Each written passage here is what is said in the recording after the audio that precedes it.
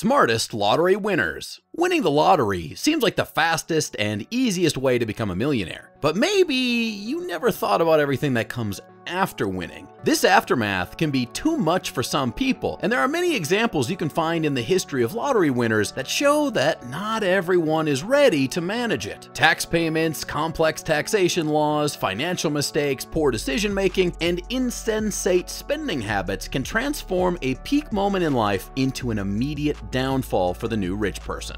That's why we want to show you some examples of the opposite. What 4 of the smartest lottery winners did with their money after winning, so you won't make any rookie mistakes when you become a millionaire.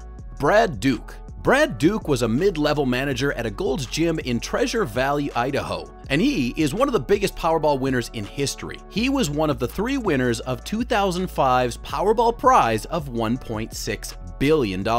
A whopping $220 million were destined to him if he chose the annuity payment, but he preferred to go with the lump sum and ended up receiving $85 million after taxes. Mr. Duke recalls his magnificent luck in an interview for KTVB. "I really didn't think things could get better for me," Mr. Duke said. "I remember thinking that, and within that week, this happened. It was dream-like reality.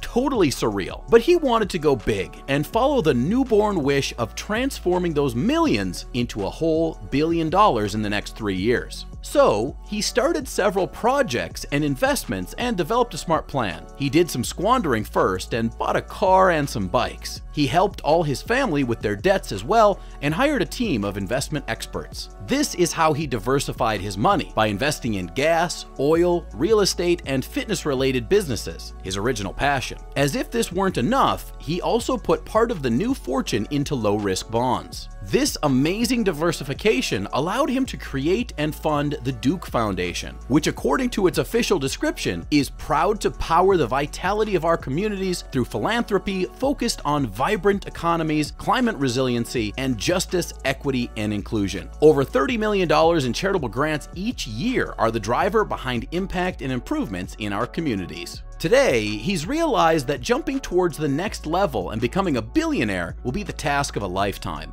But he's confident that he and his team of financial advisors can manage to accomplish just that while using the money to impact his state and his people in a good way. Now this is a smart lottery winner. Jason Fry. Jason Fry was working as a bartender when he hit the jackpot of the Florida lottery in late 2007. And after cashing out a lump sum that left him with $13.6 million, he enjoyed his first days as a millionaire by going all in excess. He basically did what many lottery winners do and started spending money lavishly. He bought a fancy brand new Cadillac Escalade and paid for a limousine drive to the Citrus Bowl in Orlando with a bunch of his friends. He even tried to follow his luxurious dream of becoming a professional golf player. But at some point, 6 months after winning and having done a lot and relaxed a lot more, he calmed down and started looking at his fresh pile of money the smart way. At 39, he acquired a Batteries Plus store and the franchise rights to 3 more. He found this new calling in entrepreneurship after finding out about the franchise from a college friend who owned one of its stores in Chicago. He expects each of the 3 newer stores to exceed $1 million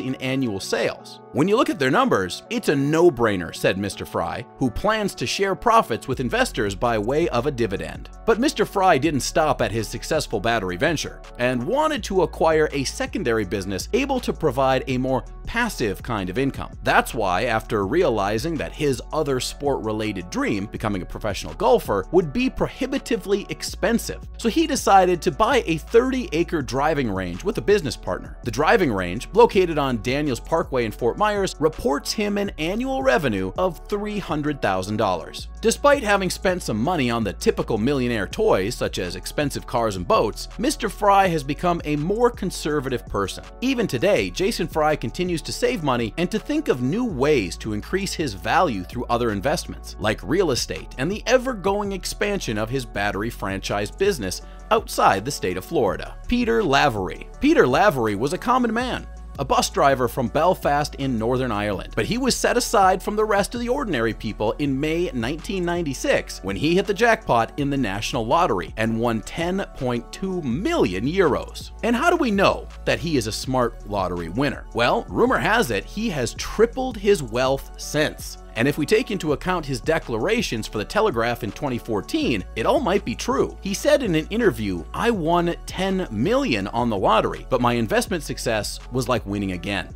But how did he do it? It's not like he was super cautious as soon as he got the money. Oh no, the new rich fever hit him like a bag of bricks. He spent £500,000 on cars in the first couple of years. He's got his hands on 2 Jaguars, a DeLorean, and 2 big and fancy 4-wheel drives. But in his own words, he's always been lucky, and Lady Fortune did him a favor in his subsequent endeavor. But hey, it's not only luck, it's also intelligence. Mr. Lavery stopped throwing money away in cars and superfluous items and proved very wise by investing his remaining winnings in a whiskey distillery, even though he is abstemious by nature. That's right, the man who built a whiskey brand has zero interest in the spirit itself, but he's a fan of its history and its business opportunities, of course. Mr. Lavery decided for his distillery to be housed in a disused jail in Belfast, and soon his business proved just as lucrative as his winnings. As is the case for all these successful entrepreneurs, diversification of investments has been key in growing the initial lottery fortune. Mr. Lavery owns at least 33 properties currently being rented out across Northern Ireland and a number of housing sites in development. So yeah,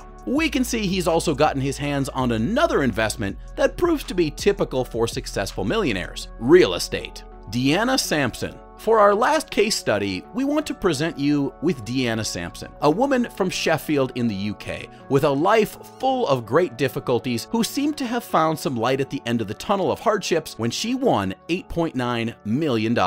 This woman had a rough life in every aspect, from a struggle to make ends meet that would follow her from her childhood to adulthood, to having a disabled brother under her care and having lost her first husband in a car accident, leaving her to raise her young son alone. Continuing with her bad fortune in life, before she remarried, she lost a child born prematurely and saw her brother pass away. And that is where her story took an interesting, and we could say supernatural, turn. One day, after her brother's death, she dozed off in his late chair and woke up with a message. Mrs. Sampson affirms that she had her deceased brother visit her in a dream to tell her that she would win the lottery. She was instantly convinced, so she went out to buy a ticket that ended up turning into an $8.2 million fortune. Unlike the rest of the examples in this video, she didn't go for the lavish and the extravagant. She gave away $2 million to family and friends and also donated some more money to charity. Then she took 32 of her favorite family members and friends on an expensive trip to Spain. After doing all that, she got into the food industry. She opened 1 restaurant and 3 bars. But being used to the hard work, she never became the chill-out version of a relaxed millionaire. She still prefers to work 6 days a week to have an eye on her businesses,